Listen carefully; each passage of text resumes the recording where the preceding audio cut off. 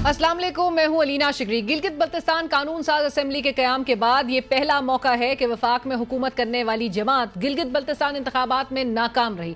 2009 के इंतखाबात में पीपल्स पार्टी की वफाक में हुकूमत थी और उसने बासानी गिलगित बल्तिस्तान इलेक्शंस में 24 जनरल नशिस्तों में से 14 नशिस्तें हासिल की। 2015 में नून लीग वफाक में बरसर इक़्तिदार थी और उसने 24 जनरल नशिस्तों में से 15 नशिस्तें हासिल करके गिलगित बल्तिस्तान में हुकूमत बना ली थी। 2020 की बात करें, 2020 में जब पाकिस्तान तहरीक इंसाफ इस्लामाबाद में ड्राइविंग सीट पर थी तो वो गिलगित बल्तिस्तान इलेक्शंस में 24 जनरल नशिस्तों में से 16 नशिस्तों के साथ हुकूमत बनाने में कामयाब रही थी। लेकिन अब तक के गैर सरकारी नताइज के मुताबिक नून लीग के बजाय पीपल्स पार्टी सर-ए-फ़हरिस्त नजर आ रही है। अलबत्ता इस कामयाबी के बावजूद पीपल्स पार्टी की तरफ से धांधली के इल्जामात आयद किए जा रहे हैं। पाकिस्तान तहरीक इंसाफ, मजलिस वहदतुल मुस्लिमीन और JUI समेत बाकी जमातें भी धांधली का इल्जाम लगा रही हैं। नून लीग वो वाहिद जमात है जो इंतखाबात को साफ और शफाफ करार दे रही है। वज़ीर आज़म शहबाज शरीफ साहब ने इलेक्शन कमीशन को गैर जानिबदार और कानून नाफिज करने वाले इदारों को पुरअमन इंतखाबात के इनेकाद पर शाबाश दी, जबकि पीपल्स पार्टी को अक्सरियती जमात करार देते हुए मुबारकबाद पेश की। ताहम अवामी हलकों में मुबैना तौर पर यह तासुर पाया जाता है कि पीपल्स पार्टी के 28वीं आईनी तरमीम में हिमायत हासिल करने के लिए उन्हें गिलगित बल्तिस्तान में हुकूमत नवाजी जा रही है। गवर्नर खैबर पख्तूनख्वा फैसल करीम कुंडी साहब ने इस तासुर करते हुए कहा कि फॉर्म 47 की हुकूमत कबूल नहीं। हमें ये नहीं कहा जा सकता कि गिलगित बल्तिस्तान में हुकूमत लेकर 28वीं आईनी तरमीम पर वोट दें। अगर हमें लोग वोट नहीं करते हैं, हमें 47 फॉर्म नहीं चाहिए। आप बिल्कुल मेहरबानी करें, अगर हम ओरिजिनली जीते हैं तो हमें सीटें दे दें, नहीं जीते हैं हमने अपोजिशन भी गुजारी, हमने हुकूमतें भी गुजारी हैं। आप कहेंगे जी आप अगर सीटें जीत गए हमने आपको ओबलाइज कर लिया 28 अमेंडमेंट के लिए, हमने कश्मीर आपको 28 अमेंडमेंट। तहरीक तहफ़्फ़ुज़ आईन पाकिस्तान के नायब सदर मुस्तफ़ा नवाज खोकर साहब ने गिलगित बल्तिस्तान इंतखाबात को 8 फरवरी 2024 का रीप्ले करार दिया। नताइज को मुस्तरद करते हुए उनका कहना था कि ये इलेक्शन नहीं सिलेक्शन थी। सिस्टम को इस नहज पर ना लेकर जाएं कि पूरा मुल्क सिस्टम को बेमानी समझ ले। कल जीबी इलेक्शन रीप्ले था 8 फरवरी के इलेक्शन का। ये एक सिलेक्शन प्रोसेस था, इलेक्शन तो बिल्कुल भी नहीं था। हालात को इस नहज पर ना लेकर जाएं कि जहां पर पूरा का पूरा पाकिस्तान इस सिस्टम को बेमानी समझकर इससे दूर हो जाए, रेवड़ियों की तरह इक़्तिदार बांटा जाएगा। इलेक्शन हम क्यों तस्लीम करें? जब हम इसको इलेक्शन समझते ही नहीं, हम इसको क्यों तस्लीम करें? पाकिस्तान तहरीक इंसाफ ने अपनी सियाह अयाम की फहरिस्त में एक और रोज़ का इजाफा कर लिया है। Chairman PTI barrister Gauhar Khan साहब ने कहा कि जिस दिन गिलगित बल्तिस्तान असेंबली में हल्फ उठाया जाएगा उस दिन हम यौम सियाह मनाएंगे। GB इलेक्शंस पर वाइट पेपर भी जारी करने का ऐलान करते हुए उन्होंने इलेक्शन प्रोसेस, गिनती के अमल और नताइज को मुस्तरद कर दिया। इस इलेक्शन के इंटायर प्रोसेस को, इस इलेक्शन को, इसकी काउंटिंग को, इसके फॉर्म को और इस रिजल्ट को हम रिजेक्ट करते हैं। गिलगित बल्तिस्तान में इसके खिलाफ प्रोटेस्ट करेंगे। गिलगित बल्तिस्तान के जिस वक्त ओथ लिया जाएगा हम यौम सियाह मनाएंगे।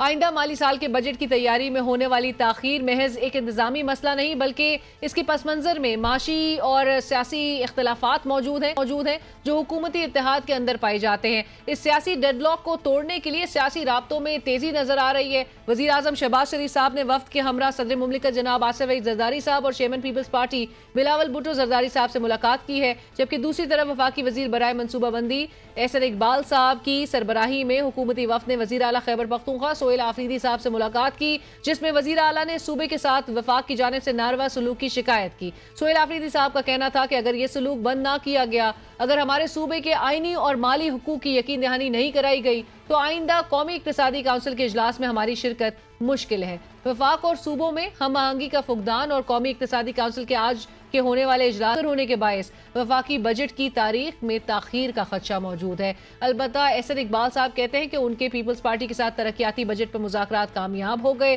PSDP पर भी मुकम्मल हम आहंगी है। कहते हैं कि कोशिश होगी कि कम तरक्की याफ्ता सूबों को ज्यादा से ज्यादा फंड दिए जाए। पाकिस्तान मुस्लिम लीग नून और पीपल्स पार्टी के जो डेवलपमेंट बजट पे मुज़ाकरात थे और जो गुफ्तगू थी वो तो मुकम्मल हो गई है और PSDP के ऊपर एक मुकम्मल अंडरस्टैंडिंग है और हमारी भी ये कोशिश है कि जो पाकिस्तान के कम तरक्की याफ्ता इलाके हैं उनको हम ज़्यादा से ज़्यादा फंडिंग उनकी करें। और नाज़रीन, प्रोग्राम में इस वक्त हमें ज्वाइन कर रहे हैं सीनियर रहनुमा पाकिस्तान पीपल्स पार्टी सेक्रेटरी इत्तलात भी हैं नदीम अफजल चंद साहब। अस्सलाम वालेकुम, बहुत शुक्रिया प्रोग्राम में ज्वाइन करने के लिए। तैमूर सलीम झगड़ा साहब हमें ज्वाइन करें, सीनियर रहनुमा पाकिस्तान तहरीक इंसाफ। झगड़ा साहब अस्सलाम वालेकुम, शुक्रिया ज्वाइन करने के लिए। और हमें नून लीग के सीनियर रहनुमा और वज़ीर आज़म के कोऑर्डिनेटर इख्तियार वली खान साहब भी ज्वाइन कर रहे हैं। इख्तियार साहब आपको भी बहुत बहुत अस्सलाम वालेकुम और बहुत शुक्रिया हमें ज्वाइन करने के लिए। चंद साहब, गुफ्तगू का आगाज़ आपसे, गिलगित बल्तिस्तान के इलेक्शंस हो गए, अब तक के जो गैर सरकारी नताइज हैं, क्योंकि इसमें अभी भी ताहाल वक्त लग रहा है, उसके मुताबिक आपकी जमात जो है वो सबसे पहले लीड तो कर रही आपके है। प्रोग्राम में आने का ये फायदा हो कि आप वहाँ के रहने वाली हैं। मैं शिखर आपका वो मजलूम इलाका है जो अमीर खित्ते के गरीब आवाम का इलाका है। देखें ना, तो एक एक पहाड़ जो है उसके वसाइल देखें तो लगता है कि शायद दुनिया का अमीर तीन खित्ता बन जाए, और हाल देखें। लेकिन हाल बड़े हालात खराब हैं। सच्ची बात है, दुख होता है वहाँ 2009 में जब आपने पहली दफा वहाँ हुकूमत बनाई लेकिन थी, अभी शहीद जुल्फ़िकार भुट्टो ने जो एनर्जी के ऊपर वहाँ काम किया था उसके बाद नहीं हुआ। अब सर्दियों में 12 घंटे लोड शेडिंग, लेकिन अवाम इतनी खुददार अवाम। अभी मैं एक किसी नून लीगी रहनुमा का सुन रहा था कि जी लामहदूद वसाइल इस्तेमाल किए हैं पीपल्स पार्टी ने। कौन से वसाइल? मैं नहीं समझता कि जीबी का किसी एक बंदे ने भी किसी जमात से पैसे लेके वोट दिए हों। वहाँ के लोग, जहाँ क्राइम की रेशो ये है, वहाँ लोग पैसे लेके वोट देंगे। वो लोग ऐसे नहीं है, खुददार से लोग हाँ, हैं। लेकिन आपका तो खुद भी एतराज है कि फ्री फेयर और ट्रांसपेरेंट इलेक्शंस तो नहीं देखिए हुए। वहाँ बिल्कुल जो गवर्नमेंट की इख्तियार वाली साहब वहाँ खुद भी हैं, ये इनका तो राइट बनता था। इनके पास कोई ओहदा तो सरकारी नहीं था, ना वसाइल इनके। जो मिनिस्टर्स हैं, मिनिस्टर का कोड ऑफ कंडक्ट में तो जाना बनते ही नहीं है। और जब मिनिस्टर जाके मनसूबों का ऐलान करेंगे, और ठीक है मियाँ साहब जाएँ या कैप्टन सफदर साहब जाएँ, उनका राइट बनता है, उनकी जमात है, उनका राइट बनता है। लेकिन अमीर मकाम साहब का, अलीम खान साहब का या शिजा फातिमा का जाना कोई तुक नहीं बनता था। और फिर वोटर लिस्टें चेंज करना, खरमंग में वो आरओ चेंज कर देना, एडिशनल आरओ चेंज कर देना, इस तरह बाद पोलिंग स्टेशन चेंज कर देना, तो ये मामलात चले हैं। सो 9 सीट्स आपको फिर भी लगता है अभी कि आपकी ज्यादा हो हमारी सकती थी? 14-13 सीटें हैं जी। देखें 19-19 सीटों पे पीयू पार्टी का मुकाबला हुआ किसी न किसी जमात से। अगर पहले नंबर पे नहीं है पीयू पार्टी तो दूसरे नंबर पे पीयू पार्टी है। और बेखैर 20, 75, 300, 500, ये जो हम 5-6 सीटें जो में रह गई हैं, इन वोटों के मार्जिन से रह गई। एक 20 वोटों पे भी हम आ रहे हैं, एक 35 पे भी आ रहे हैं, एक 67 पे आ रहे हैं, एक 200 पे आ रहे हैं, एक 400 पे आ रहे हैं, एक 500 पे आ रहे हैं। ये 6-7 सीटें तो इस तरह हारी गई। और अभी पोस्टल बैलेट भी कईयों के गिरने हैं, वो शामिल नहीं हुए। दयामेर में आप देख लें, वो स्पीकर साहब जो इसमें गज़र में जो सीट है, वहाँ अभी तक रिजल्ट नहीं इशू किया गया, पोस्टल बैलेट नहीं काउंट किए जा रहे। बहुत सारे मामलात हैं। लेकिन मैं समझता हूँ कि हमें अगर जमहूरियत को, इस पार्लिमानी निज़ाम को हमने चलाना है तो इलेक्शन फ्री एंड फेयर करने पड़ेंगे, इसके अलावा चारा नहीं है।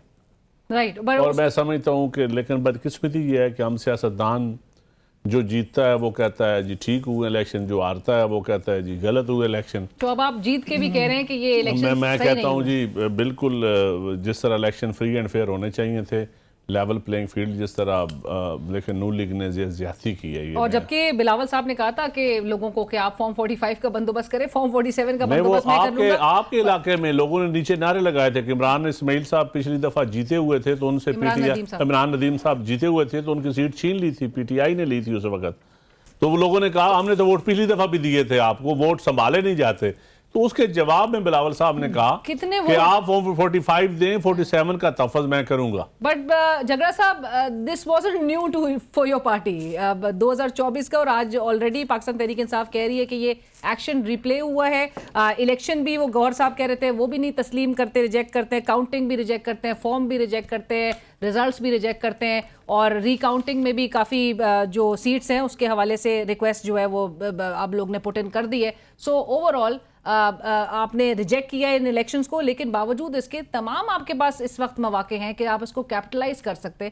आपकी पार्टी उस तरह से कैपिटलाइज नहीं कर पा रही है। अभी तो इलेक्शन हुआ। देखिए मेरे ख्याल में इस इलेक्शन में जो इस मुल्क की स्टेट पावर्स की हार उसी दिन हो गई जिस दिन उन्होंने जुनैद अकबर साहब को वहां जाने से रोक दिया। जब एक पार्टी आपके कहने पे एग्जिस्ट ही नहीं करती, जब एक पार्टी की पॉपुलैरिटी है ही नहीं, मुझे ये बता दें जुनैद अकबर साहब का ज़ाती तौर पे गिलगित बल्तिस्तान में कितना वोट होगा? 10 वोट भी नहीं होंगे ना, 1 वोट भी शायद नहीं होगा ना। This is not against Junaid Akbar as a politician. वो स्वात में बड़ा, मालाकंड में बड़ा जो है वो पॉपुलर पॉलिटिशियन है, लेकिन जुनैद अकबर को गिलगित बल्तिस्तान में ना जाने देना एडमिशन ऑफ डिफीट थी कि हम आज भी इमरान खान से डरते हैं। सलमान अकरम राजा को वहाँ पे ना जाने देना इस बात की एडमिशन थी कि हम आज भी इमरान खान से डरते हैं। उसके बाद फ्रैंकली रिजल्ट में क्या होना है मैंने ऑनेस्टली फॉलो नहीं किए, क्योंकि जब मैंने अपना इलेक्शन देखा, जो कि इख्तियार वली साहब भी कह चुके हैं कि इनको हरवाया गया, सिर्फ फ़र्क ये है कि वो कहते हैं कि आपकी अपनी पार्टी में किसी ने आपको हरवाया है। ठीक है जी, मैं तो देखता हूं कि इनके पार्टी का एक मेंबर है उसने हरवाया है। तो उसके बाद जो है वो मेरा ऑनेस्टली इंटरेस्ट नहीं रहा था इसमें टू सी, क्योंकि मुझे पता था कि यहाँ पे क्या होना है। लेकिन let's say take results at face value, एक आखिरी बात, take results at face value. Gilgit Baltistan की तारीख में कभी नहीं हुआ कि जो रूलिंग पार्टी है इस्लामाबाद में वो इलेक्शन ना जीते। तो मतलब ये फिर जो है PMLN वाले जो 5 साल इनका ट्रैक रिकॉर्ड है वो तो सरासर एंड टू एंड रिजेक्ट हो गया ना, कि जब हर कानून को तोड़ते हुए नवाज शरीफ भी गया, ये सारे वजीर भी गए, उनका डेवलपमेंट बजट भी एक दिन पहले अनाउंस किया, क्या क्या अनाउंस किया, और इतनी बुरी तरह शिकस्त हो गई तो पता चल गया।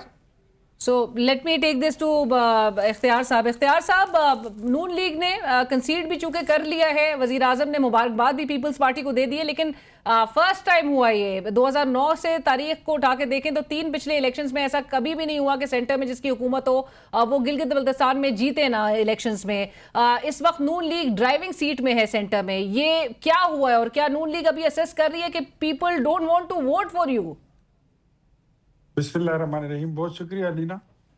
देखिए, एक तो मैं इस फार्मूले को मतलब अगर कोई पॉलिटिकल वर्कर होगा तो वो इसको पसंद भी नहीं करेगा कि जिसकी मरकज में हुकूमत है, पावे चाहे वो अच्छा है या बुरा है, आप उसी के साथ चलो। ये तो कोई फार्मूला नहीं है, ये कोई डेमोक्रेसी भी नहीं, ये कोई नजरिया भी नहीं। लेकिन लोगों की एस्पिरेशंस और डिमांड जो है वो अटैच्ड होती हैं फिर, कि जिसकी सेंटर में हुकूमत होती है, नेचुरली फंड्स भी आपने रिलीज करने हैं, तरक्याती काम भी उसी तरह से होंगे। मैं बीइंग अ पॉलिटिकल कारकुन में इस फार्मूले के साथ मैंने ना पहले कभी एग्री किया, ना आज करता हूँ, ना मैं कल करूंगा।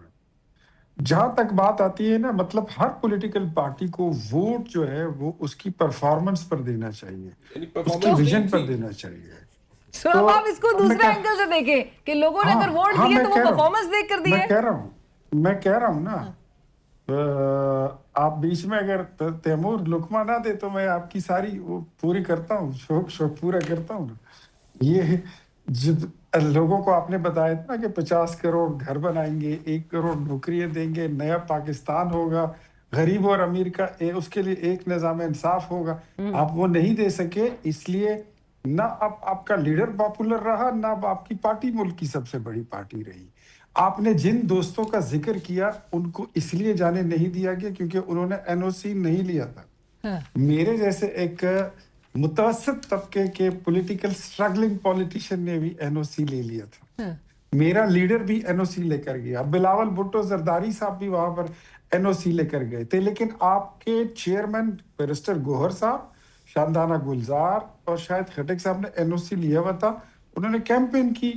लेकिन दूसरी साइड पर आपने सिंपैथी वोट बटोरने के लिए जुनैद अकबर साहब को और उसको सलमान अकरम राजा को सूबा बदर करवाया ताकि आप सिंपैथी वोट गेन कर सके। वो भी आपका ड्रामा वहां पे वो नहीं चल सका। बट इख्तियार साहब, मियां साहब, आपने अभी कहा आपके लीडर वहां पर मौजूद थे। मियां साहब ऑलरेडी बड़ी डिसअपॉइंटमेंट, मायूसी का इजहार कर रहे थे। क्यों नहीं वोट जो है, अब तक की जो सीट्स आप लोग की बताई जा रही हैं वो 5 के करीब है, आप लोग इससे, आपको यही उम्मीद थी कि इतनी ही मिलेंगी? देखिए, 5 अच्छे नहीं, कुछ सीटें हम समझते हैं कि शायद हमने सेक्रीफाई भी कर ली। अच्छा। या हम उसको सेक्रीफाई करने जा रहे हैं। अच्छा। और रात को चंद साहब भी कह रहे थे, नदीम अफजल चंद साहब भी फरमा रहे थे, नैयर बुखारी साहब ने भी कहा, कायरा साहब ने भी कहा, हमारे बड़े भाई हैं, बड़ा एहतराम है मेरा इन सब के लिए, दोस्त भी हैं, कि हमें फार्म 45 नहीं मिल रहे। और बिलावल भुट्टो साहब ने पहले ही कह दिया था कि मैं फार्म 47 ले लूंगा। तो अब इसको क्या समझे कि वो फार्म 47 जो था तो वो फार्म 45 से पहले आपके पास आ गए, या हम क्या समझे कि आपका ये वाला बयान है जो 45 वाला था ये गलत था, या जो भुट्टो साहब कह रहे थे, बिलावल भुट्टो जरदारी साहब, वो दुरुस्त था।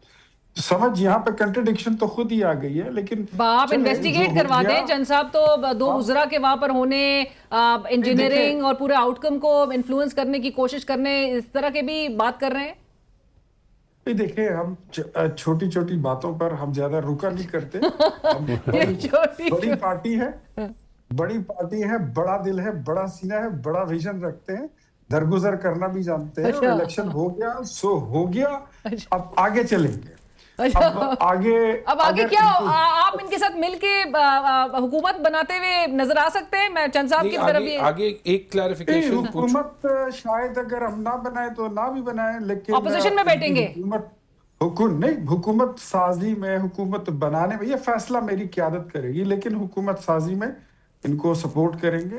पॉलिटिकल पार्टी है, हम समझते हैं कि ये भी खुशी है कि हम ना सही लेकिन कोई दूसरी पॉलिटिकल पार्टी ही आ गई तो मैं मुबारकबाद देता हूँ। चाहे मेरे 100 रिजर्वेशन है। अब नदीम अफजल चंद साहब अमीर मकाम की बात तो करते हैं कि वो वहां पर मौजूद थे, लेकिन इनकी अपनी पार्टी की रुबीना खालिद भी वहां पर मौजूद थी। तो फिर ये डबल स्टैंडर्ड नहीं, रुबीना खालिद ने इख्तियार भाई ईमानदारी के मैं आपको बताता हूँ, ना जलसों में ना कैंपेन में हम उसको लेके गए। गवर्नर पंजाब भी गए, एनओसी लेके, वो 2 जगह पे सैर करने के लिए गए। उसके बाद हमने उनका बेशक वापस चले जाए। तो ये बताइए कि इलेक्शन के दिनों में वो वहां पर क्या कर आउटिंग पे आई हुई थी या ईद मनाने आई थी? मेरे ख्याल में नहीं, वो प्राइम मिनिस्टर साहब ने शेड्यूल दिया हुआ था उनको, वो वॉलेट का सिम्स जो है ना, सर सिम्स का वो जो आप दुरुस्त फरमा रहे होंगे, लेकिन मेरे ख्याल में कल का जो आपका बयानिया था वो मायूस कुन था। और ऐसे नहीं होना चाहिए कि इलेक्शन से पहले आप बोहतान भी लगा दे, इल्जाम भी लगा दे। मुझे एक छोटी सी मैं ब्रेक शामिल कर लूं जी। ये तो मतलब अगर ये तो हमने मिथ ही तोड़ दी कि वहां पर जिसकी फेडरल में हुकूमत होती है, आज तैमूर साहब भी यही कह रहे हैं कि जिसकी फेडरल में हुकूमत होती है डंडा उसी का चलता है। अगर अमीर मकाम वहां पर डंडा चलाता, हमारी जमात वहां पर मोनोपोलाइज करती, चीजों को मोनोपोलेट करती, तो फिर तो आज हमारे पास सिंगल लार्जेस्ट मेजॉरिटी 5 सीटें ले ली है ना, वरना आवाम ने तो रिजेक्ट। Sir right. मुझे 1 मिनट तक मुझे वक्फा लेने दीजिए, मैं वक्फे के बाद वापस आ रही हूँ।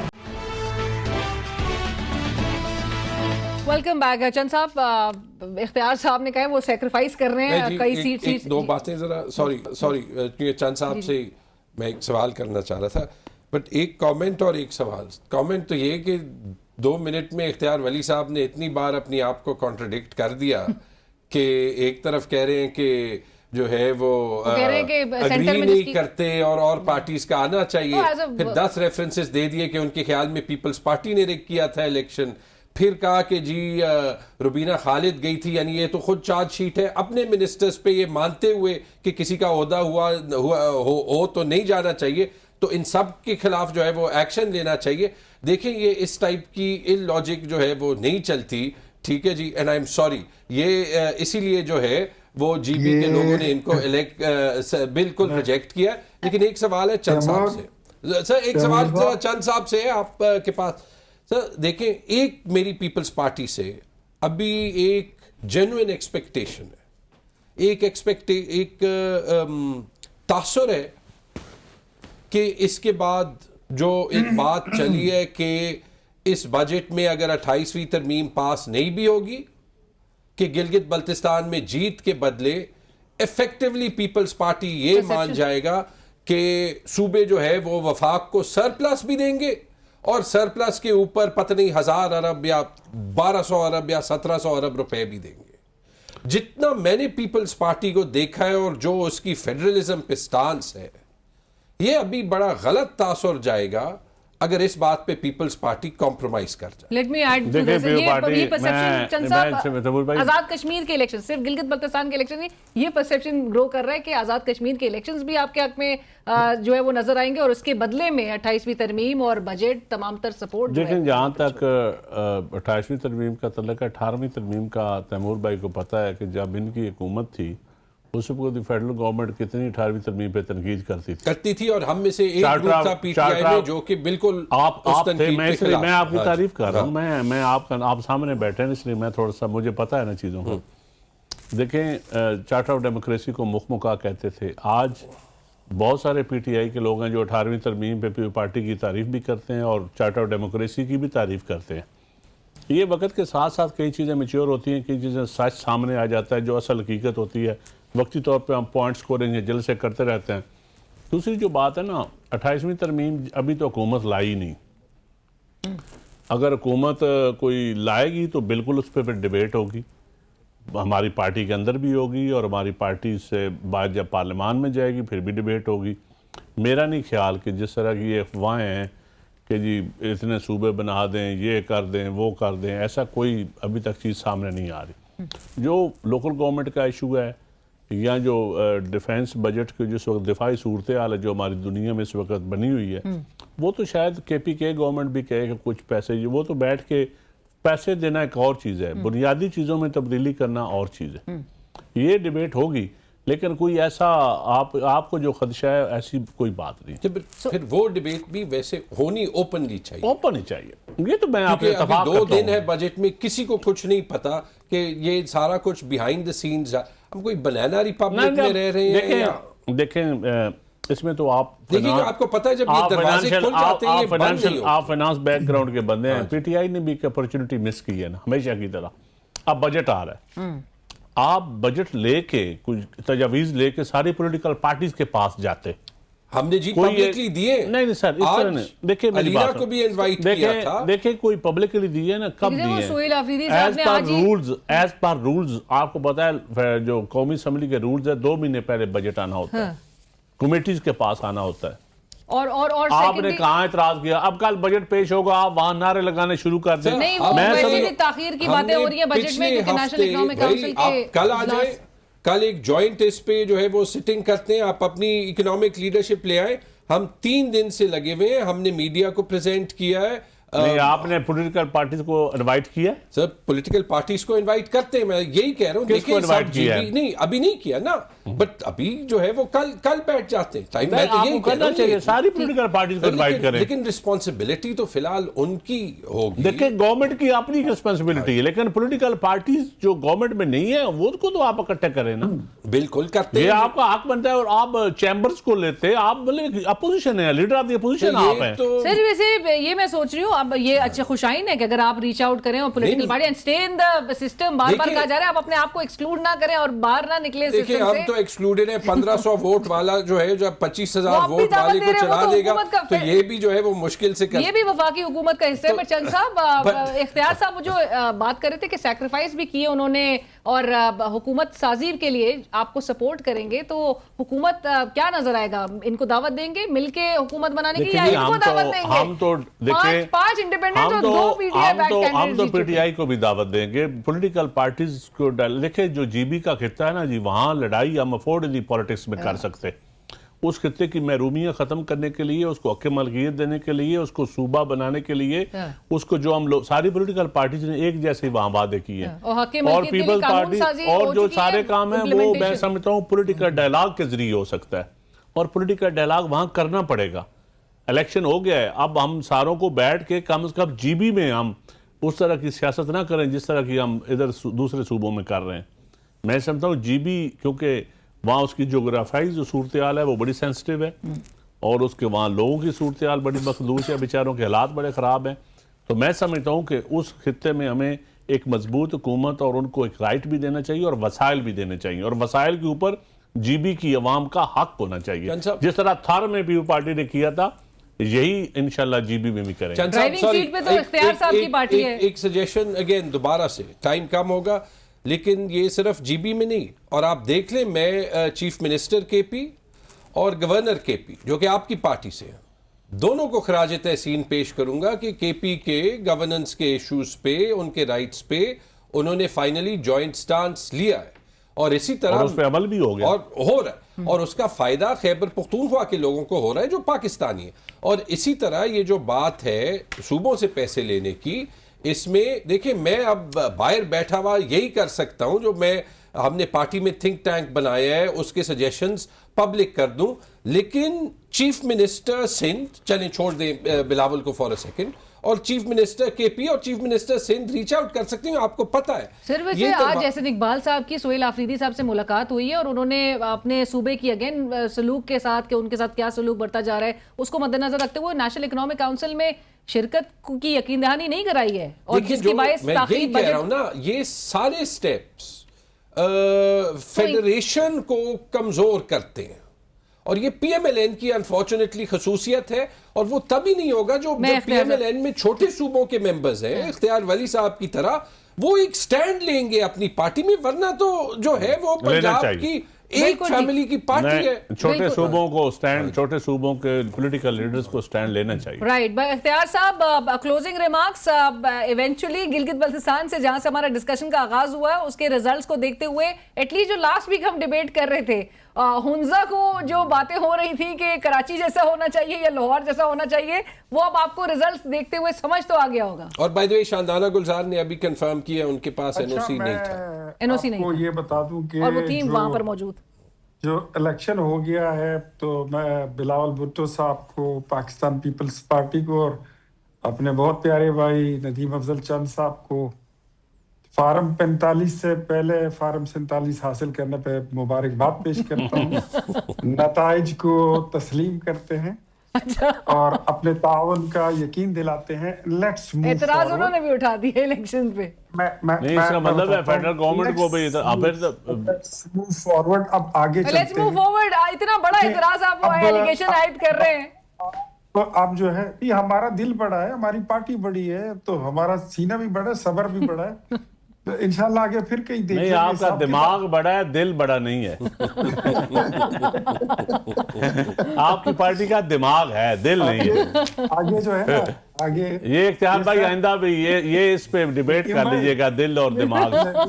मैं अभी बराबर कर देता हूँ। मोहब्बत के सीने में जो है ना, इसमें दिल नहीं होता। और जो सियासत होता है ना, सियासत के सीने में दिल नहीं होता और मोहब्बत के सर में दिमाग नहीं होता। तो बहरहाल आप मोहब्बत करते हैं या सियासत नहीं, आप इसलिए मोहब्बत करते नहीं है ना, आप दिमाग की बात मानते हैं, हम दिल की बात मानते हैं। अब आगे चले। जीबी के मसाइल बहुत ज्यादा है। मैं ये इस शो में, अलीना के शो में ये आइडिया थ्रो करता हूँ, इस पे सब सोचे। आप सब पॉलिटिकल पार्टीज को रिप्रेजेंट करते हैं और अपनी पार्टी में एक असर रखते हैं। आइए अब जीबी का एक मिसाक करते हैं, बल्कि मैं कहता हूं कि एक मिसाक करें खैबर पख्तूनख्वा के लिए, एक मिसाक करते हैं बलूचिस्तान के लिए, एक मिसाक करें हम पंजाब के लिए। इन चीजों को अब नीचे कश्मीर तक ले जाना चाहिए हमें। हमारे मसाइल बहुत ज्यादा हैं। इलाका आपने भी देख लिया, इतना खूबसूरत इलाका है। इख्तियार साहब, वो मुझे वाइंड अप का कहा जा रहा है, लेकिन मीसाक से बढ़ के आपकी सरताज अजीज मरहूम साहब की सरबराही में एक कमेटी ने रिपोर्ट बनाई थी। उस रिपोर्ट के ऊपर इम्प्लीमेंटेशन ही की तरफ चले जाए तो हमारे लिए वो ही बहुत है। मैं अलीना, ये बदकिस्मती है कि यहाँ पर पॉलिसी की तसलसल नहीं है। और सबसे बुनियादी जो दरीना मुतालबा इख्तियार साहब हमारा है गिलगित बल्तिस्तान की आवाम का, वो कॉन्स्टिट्यूशनल स्टेटस के हवाले से। जी बिल्कुल, मैं वही कहता हूँ। पाकिस्तान तहरीक इंसाफ की हुकूमत सरताज अजीज रिपोर्ट के बाद, कमेटी के बाद फिर आई और वो उस पर कोई जीरो अमल दरामद नहीं हुआ। अब चंद साहब हुकूमत वहां पर बनाते हुए दिखाई देंगे तो सारा जो लोगों की जो तवक्कुआत है, लोगों की जो डिमांड्स हैं, वो नेचुरली अब हुकूमत से अटैच होंगी कि एटलीस्ट कॉन्स्टिट्यूशनल स्टेटस देकर मेन स्ट्रीम में उनको भी शामिल किया जाए, गिलगित बल्तिस्तान उस सूबे को। थैंक यू सो मच चंद साहब, बहुत शुक्रिया आपके वक्त का। जगरा साहब, बहुत शुक्रिया आपके भी वक्त का। इख्तियार साहब, thank you for joining us. Program में वक्त हुआ, एक साथ रहिए।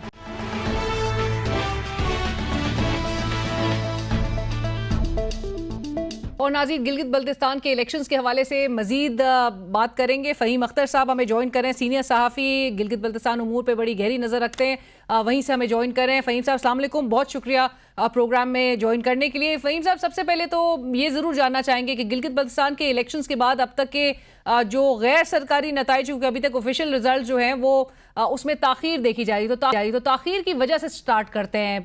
ताख़ीर की वजह आप क्या समझ रहे हैं कि क्यों इतनी ताख़ीर हो रही है आखिर? बहुत बहुत शुक्रिया। थोड़ा सा तो गिलगित बल्तिस्तान का जो टेरेन है उसको भी हम अगर देख ले तो उसमें वजूहात सामने आती है। जैसे जो हल्का नंबर 2 गिलगित है, जो गिलगित सिटी का हल्का ही है, लेकिन उसके बहुत सारे स्टेशन जो बहुत दूर दराज इलाकों में होने की वजह से उसका भी जो फॉर्म 47 है वो कंपाइल आज नहीं आज आके हो सका है। ठीक। तो तकरीबन एक दिन से ज्यादा उसके लिए लग गया था। तो टेरेन का भी थोड़ा सा इशू है। फिर ये है कि कहीं ना कहीं पे वो रिपोर्ट करते हुए भी ताखिर का शिकार कर देते हैं, और अमले की जो मूवमेंट होती है उस वजह से भी थोड़ा सा वो शिकार हो जाता है। और कुछ हल्कों के अंदर जाहिर बात है कि अभी जो शिकायत भी सामने आ रही है, इन्हीं बुनियादों पे की जो ताखिर हो रही है उसकी वजह से नताइज के ऊपर वो असरअंदाज हो रहे हैं। सो नताइज पे असरअंदाज हो रहे हैं, क्योंकि रिगिंग का बहुत ज़्यादा शोर पहले से ही आप देख रहे थे कि पार्टीज की जानिब से, और बिलखसूस पाकिस्तान पीपल्स पार्टी जो अब तक के जो नताइज है उसके मुताबिक तो सर फहरिस्त नज़र आ रही है। ये ज़रूर बताइएगा कि ये जो रिगिंग की एलिगेशंस हैं, किन किन हलकों के हवाले से एक रिकाउंटिंग की तरफ मामला जा सकता है? तीन चार हल्के ऐसे हैं जहाँ पे काउंटिंग के लिए कोशिशें भी जा रही है। और जो गिलगित बल्तिस्तान असेंबली के मौजूदा स्पीकर हैं गिजर 2 हल्के से वो इलेक्शन लड़ रहे थे, उन्होंने बाज़ाब्ता तौर पे दरखास्त देके उनके हल्के में रिकाउंटिंग का प्रोसेस शुरू भी हो चुका है। उसके अलावा जहाँ पे मैच्योर है लोगों की एहतजाज मूवमेंट, उसमें ज्यादातर जगहों पे पीपल्स पार्टी ही एहतजाज कर रही है, हालांकि वो विनिंग पोजीशन पे भी है और सीटें भी उनकी ज्यादा हैं।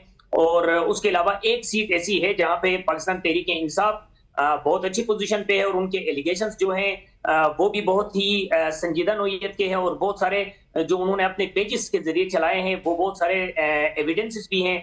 और वो है खालिद खुर्शीद काल का, जहाँ पे शाहिदा खुर्शीद जो उनकी वालिदा हैं वो इलेक्शन लड़ रही थी और क्लोज मार्जिन में अभी तक वो मौजूद हैं। और उनका ये इल्जाम है वहां पे भी कि जो पोस्टल बैलेट पेपर्स हैं जिनकी मूवमेंट्स हो रही थी उस दौरानिए में जो बैलेट पेपर्स हैं वो उनके बैलेट पेपर्स को रिप्लेस करके दूसरे बैलेट पेपर्स वहां पे शामिल कर लिए गए। इसी तरीके से चिलास के हल्के में भी पीपल्स पार्टी एहतजाज कर रही है, और दारेल के हल्के में भी जो विनिंग कैंडिडेट है पीपल्स पार्टी का उसके हवाले से उसके अगेंस्ट पे एहतजाजी मूवमेंट जा रही है। मजमूई तौर पे ज्यादा हल्कों में इस तरीके की सूरत हाल सामने नहीं आई है। उसकी वजह यह है कि बहुत सारे जगहों पे तो मार्जिन बहुत ज्यादा था, और दूसरे जगहों पे जहां पे कम मार्जिन की भी गुंजाइश थी तो वहां पे जो हारे हुए कैंडिडेट्स थे, रनर अप थे, उन्होंने फिर अपनी शिकस्त को तस्लीम भी कर लिया और उन्होंने जाके जो विनिंग कैंडिडेट है उनको मुबारकबाद भी दिया है। तो मजमूई तौर पे अगर देखा जाए तो तकरीबन ये 3 से 4 हल्के हैं जहां पे एलिगेशंस भी हैं और वहां पे एहतजाजी मुजाहरे भी चल रहे हैं। ठीक, फहीम साहब ये भी जरूर बताएं कि ये माजी के ट्रेंड्स, क्योंकि चौथा इलेक्शन था गिलगित बल्तिस्तान का, माजी के 3 इलेक्शंस का ट्रेंड जो है वो देखा जाए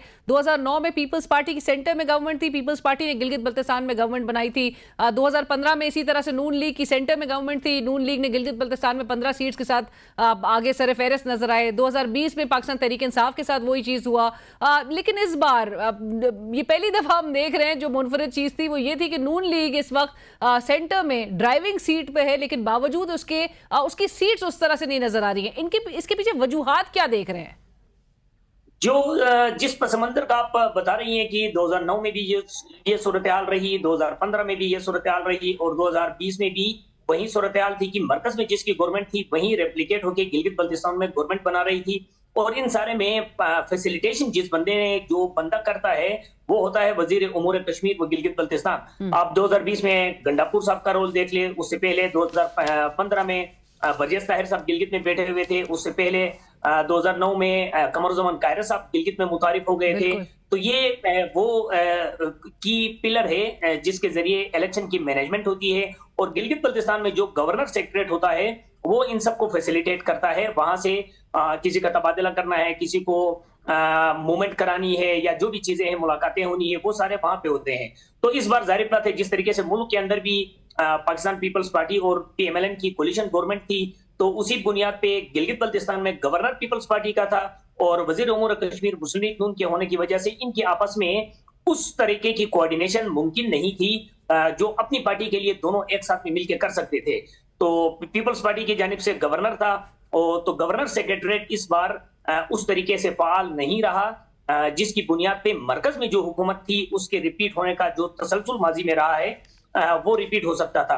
इसी बुनियाद पे गिलगित बल्तिस्तान में पीपल्स पार्टी की जो पोजीशन है वो बेहतर नजर आ रही है, और पाकिस्तान मुस्लिम लीग नून को मवाजना हम करें तो उनको कम सीटें मिली है पीपल्स पार्टी से। मैं वही कह रही हूँ। और आपको लगता है कि जो ओवरऑल लोगों में इस वक्त दीगर पाकिस्तान के सूबों में एक जो रुझान या ग्राउंड पर देखी जाती है कि लोग नाला है, बढ़ती हुई महंगाई है, एक गवर्नेंस के ऊपर बड़े सवालिया निशान है, सो उसको भी, इस फैक्टर को भी मद्देनजर रखा होगा?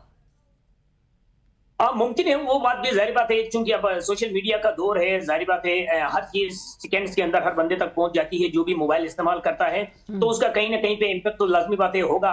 और अगर गिलगित बल्तिस्तान में फिर उसकी खुसूसी तौर पे अगर बात की जाए तो वहां पे आपको पता है कि अनएम्प्लॉयमेंट रेशो बहुत ज्यादा है, वहां पे रोजगार के वसाइल और रोजगार के जराए वहां पे लोगों के लिए न होने के बराबर है, और लोग ज्यादा जो डिपेंडेंसी रखते हैं साइड इलाकों के अंदर वो अपने लाइफ स्टॉक के ऊपर करते हैं, वो अपनी एग्रीकल्चर के ऊपर करते हैं, या ये जो फ्रूट्स की ट्रांसपोर्टेशन है उनके ऊपर करते हैं। तो ऐसे अफराद के ऊपर फिर जाहिर बात है जो इम्पैक्ट्स हैं महंगाई के, पेट्रोलियम मसनूआत का मुसलसल ऊपर चले जाना, इनका इम्पैक्ट उस पर ज्यादा है। तो कहीं ना कहीं पे जाहिर बात है जो गवर्नेंस के इश्यूज हैं मरकजी हुकूमत के साथ, उसके असरात गिलगित बल्तिस्तान में नजर आ गए हैं। राइट। पर फहीम, जिस तरह आप देख रहे थे कि साबिक वज़ीर आज़म नवाज शरीफ साहब भी कुछ दिनों पे कबल इंतखाबी मुहिम के लिए एक रोज़ा दौरे पे जो है वो गिलगित बल्तिस्तान में मौजूद अगरचे थे, लेकिन उन्होंने भी तस्लीम किया कि डेवलपमेंट के काम के हवाले से वो बड़े मायूसी का उन्होंने इजहार किया। लोगों की नेचुरली एस्पिरेशंस होती हैं, डिमांड्स होती हैं, वो अटैच्ड होती हैं सेंटर के साथ, क्योंकि सेंटर नहीं तमाम फंड जो है वो जारी भी करने होते हैं वहाँ की हुकूमत को। अब आप जिस तरह के मसाइल, अनएम्प्लॉयमेंट, रोजगार के मौके का कम होना, ये जो आप हाईलाइट कर रहे हैं, इसमें बुनियादी मसला इस वक्त वहाँ की आवाम क्या चाहते हैं कि जो हुकूमत जो बनाए वो पहली तरजीह किस उनके मसले को दे? देखिए, जो गिलगित बल्तिस्तान के तमाम मसाइल की जो जड़ है वो गिलगित बल्तिस्तान की स्पेशल हैसियत है बुनियादी तौर पे। उसकी वजह यह है कि उस हैसियत के तयन न होने की वजह से गिलगित बल्तिस्तान पाकिस्तान के कॉन्स्टिट्यूशनल जो मालियाती इदारे हैं उसका हिस्सा नहीं है, पाकिस्तान के कौमी असम्बली का हिस्सा नहीं है। तो यहाँ से जब गिलगित बल्तिस्तान के डिसीजंस होते हैं या वहाँ के फंड के मामला आते हैं, वहाँ के पीएचडीपी के मामला आते हैं, तो वहाँ पे न सिर्फ उस तरीके की तवज्जो का मसला सामने आ जाता है, बल्कि वहां पे फंड्स को रिलीज करने के भी इश्यूज सामने आते हैं। पीएचडीपी का आप एक ही मंसूबा पंजाब में भी मुतारिफ कराएं, जीबीपी में मुतारिफ कराएं, तो पंजाब वाला फंक्शनल भी हो जाएगा, कंप्लीट भी हो जाएगा और उन लोगों को वो सहूलियत फराम करना भी शुरू करेगा। लेकिन गिलगित बल्तिस्तान में फंडिंग इतनी ताखीर से होगी और इतनी कम होगी कि वो 3 साल का जो मंसूबा होगा वो 10 साल तक चला जाएगा। तो बुनियादी जो मसला है वो गिलगित बल्तिस्तान का इसी हवाले से है कि इन फोरम्स के अंदर गिलगित बल्तिस्तान को नुमाइंदगी देने की जरूरत है, जिन फोरम्स के जरिए मुल्क के फाइनेंशियल इश्यूज के ऊपर स्पेशली और एडमिनिस्ट्रेटिव इश्यूज पे जो डिसीजंस होते हैं वहां पे नुमाइंदगी न होने का एक बहुत बड़ा सवाल है। रिमेनिंग जो इश्यूज है वो सारे के सारे रिलेट करते हैं डेवलपमेंट के साथ, बजट के साथ और लॉ एंड ऑर्डर के साथ। गिलगित बल्तिस्तान में अभी भी आपको पता है कि गिलगित बल्तिस्तान पाकिस्तान के साथ सिर्फ एक शाहरा के साथ कनेक्ट होता है, वो है कराकुरम हाईवे। अगर कराकुरम हाईवे में बारिश होती है, थोड़ी सी लैंड स्लाइडिंग होती है या कोई भी इस तरीके का बहाना होता है या लोग उसको जाके किसी वजह से ब्लॉक करते हैं, तो गिलगित बल्तिस्तान मुल्क के दीगर हिस्सों से बिल्कुल कट कर ले जाता है। तो डेवलपमेंट के जो काम है, सड़कों की तामीरात हैं, गिलगित बल्तिस्तान को दूसरे जराए से कनेक्ट करने की जरूरत है। और गिलगित बल्तिस्तान के अंदर फिर एजुकेशन, हेल्थ और एम्प्लॉयमेंट के रेशोज में अब आप गिलगित बल्तिस्तान में चाइना बॉर्डर बिल्कुल साथ में है, चाइना पूरी दुनिया में बिजनेस कर रहा है, लेकिन वो बिजनेस फैसिलिटीज या बिजनेस की अपॉर्चुनिटीज गिलगित बल्तिस्तान के नौजवानों को उस तरीके से मुयसर नहीं आते हैं जिस तरीके से एक हमसाये को मिलना चाहिए। और बहुत सारे जगहों पे इसको ट्विन सिटी का दर्जा भी दिया जाता है, लेकिन उसके बावजूद वो डेवलपमेंट और वो सपोर्ट और वो फैसिलिटीज जीबी में रेप्लिकेट नहीं हो रही है जो चाइना के उस पार में मौजूद है। तो गिलगित बल्तिस्तान के हवाले से फेडरल गवर्नमेंट को भी और जो अपकमिंग गवर्नमेंट है उसको भी इन मॉडल्स के ऊपर देखने की जरूरत है कि गिलगित बल्तिस्तान के में अवेलेबल जो रिसोर्सेस है इन्हीं को यूटिलाइज करते हुए किस तरीके से लोगों की जिंदगी को बेहतर बनाया जा सकता है। और क्योंकि आप देख रहे थे वहीम साहब के बड़े दावे और वादे किए गए हैं इस इलेक्शन कैंपेन में भी, इवन पीपल्स पार्टी के चेयरमैन वहां पर मौजूद है। और अब अगर सरे फेहरिस्त पीपल्स पार्टी जिस तरह से नजर आ रही है तो लोगों की एक्सपेक्टेशंस भी उनसे फिर जरूर रहेगी। ये भी बताइएगा लास्ट में कि इस वक्त हम क्या नजर आ रहा है कि लास्ट इलेक्शंस की तरह इस बार भी काबीना जो बनेगी उसमें खवातीन की नुमाइंदगी ना होने के बराबर ही नजर आएगी?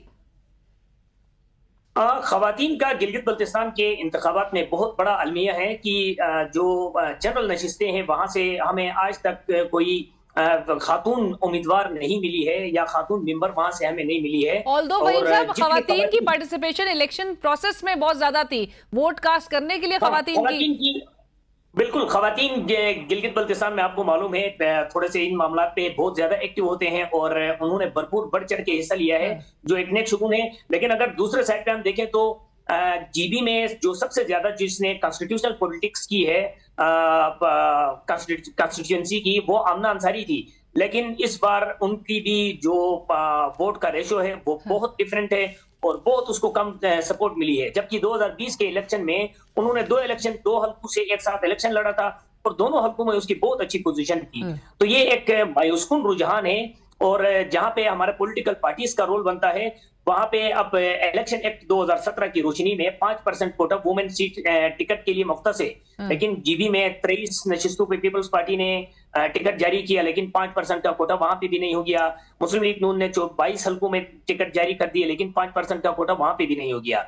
तो ये जो खवातीन की शमूलियत का मामला है, ये अभी तक गिलगित बल्तिस्तान में सिर्फ जबानी दावों तक और जबानी जमा खरीद तक है। प्रैक्टिकली लोगों को सियासत के अंदर शामिल करने के लिए इकदाम नहीं उठाए गए हैं। राइट।